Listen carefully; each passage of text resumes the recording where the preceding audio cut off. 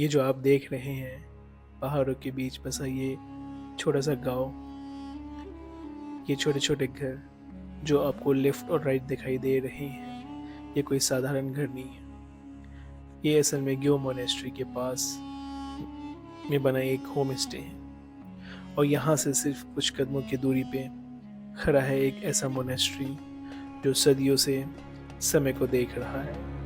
चारों तरफ ऊंचे पहाड़, बीच में लाल और गोल्डन रंग से सजा हुआ ये मोनेस्ट्री, हर कोने पर लहराते फ्लैग और यहाँ की तेज हवाएं, क्योंकि यहाँ चारों तरफ सिर्फ पहाड़ ही पहाड़ है। इससे जुड़ा एक बहुत पुराना हिस्ट्री है। साल 1975 में हिमाचल प्रदेश में आया एक भीषण भूकंप। इस भूकंप ने बहुत कुछ तबाह कर दिया और उसी में नष्ट हो गई एक पुरानी स्तूप, एक मिट्टी का बना स्तूप जिसके अंदर छिपा था एक रहस्य। जब मलबा हटाया गया तो वहां मिला एक मानव शरीर, करीब 500 साल पुराना। सवाल उठा, ये कौन था और सदियों बाद भी ये शरीर सुरक्षित कैसे है। यह जो मम्मी आप देख रहे हैं, ये एक मानव शरीर है। फिलहाल इसे कांच के एक बॉक्स में सुरक्षित रखा गया है, लेकिन पहले इसे एक स्तूप के अंदर रखा गया था। गांव के बुजुर्गों को बुलाया गया। जब उन्होंने इस शरीर को देखा तो उन्हें महसूस हुआ ये कोई साधारण व्यक्ति नहीं था। ये शरीर साधना की मुद्रा में था। साल 2002 में कुछ विदेशी रिसर्च ग्रुप यहाँ आए। Carbon dating, body scan, x ray और रिपोर्ट देख के वैज्ञानिक भी हैरान रह गए।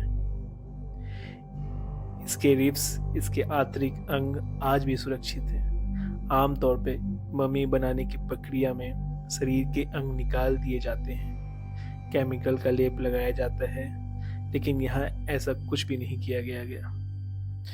सब कुछ प्राकृतिक है। शोध में पाया गया ये शरीर एक विशेष साधना मुद्रा में है, जिसमें साधक धीरे धीरे अन्न और जल का त्याग करता है और शरीर स्वयं ही पाचन क्रिया को निष्क्रिय कर देता है। इसी कारण शरीर सड़ने से बचा रहा। कार्बन डेटिंग के अनुसार ये मम्मी 14वीं या 15वीं शताब्दी की है, लगभग 550 से 600 साल पुरानी। इनका नाम बताया जाता है लामा सांगा सेगिन। किन्नौर के लोक गीतों में इस नाम का उल्लेख मिलता है।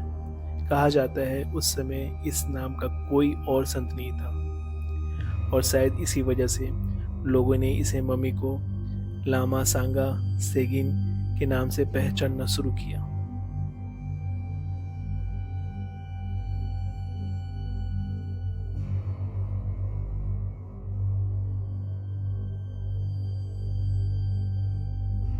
ये क्या है? ये ना जब भी आप आओगे ना, जब भी आप आ रहे हो, आपको ऐसा ही दिखे तो आपको ना ये सब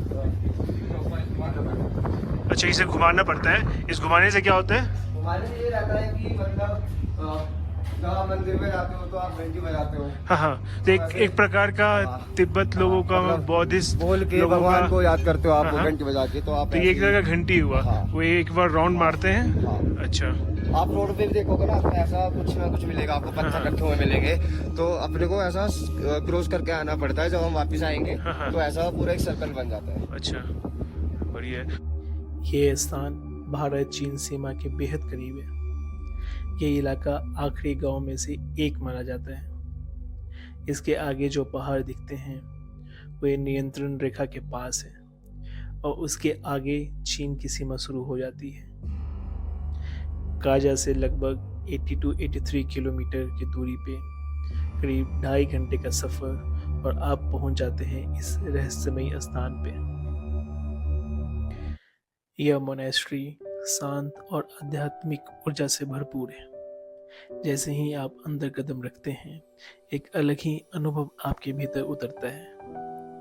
मुख्य हॉल में गुरु पद्मा शंभव की विशाल प्रतिमा स्थित है, इतनी ऊंची और भव्य कि उसकी उपस्थिति बस आप पर छा जाती है। हॉल को सजाया गया है ड्रम और ट्रेडिशनल डेकोरेटिव एलिमेंट से।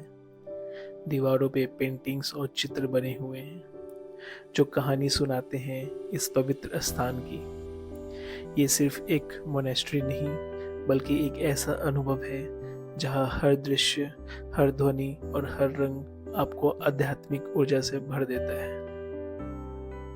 ध्यान दें, इन ट्रेडिशनल ड्रम्स और डेकोर एलिमेंट्स दीवारों के चित्रों में लांबा की साधना और इतिहास झलकाता है जो आपको समय से पीछे ले जाता है।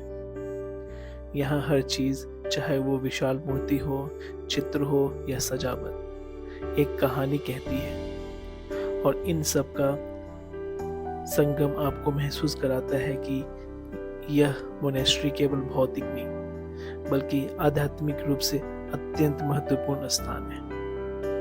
जब आप इन लोहों की बनी सीढ़ियों से ऊपर चढ़ना शुरू करते हैं, हर कदम के साथ हवा थोड़ी और तेज महसूस होने लगती है और जैसे ही आप आखिरी सीढ़ियों पार करते हैं तो आपके सामने खुल जाता है ग्यो मोनेस्ट्री का टॉप व्यू और उसके साथ 360 डिग्री में फैला हुआ पहाड़ों का समंदर।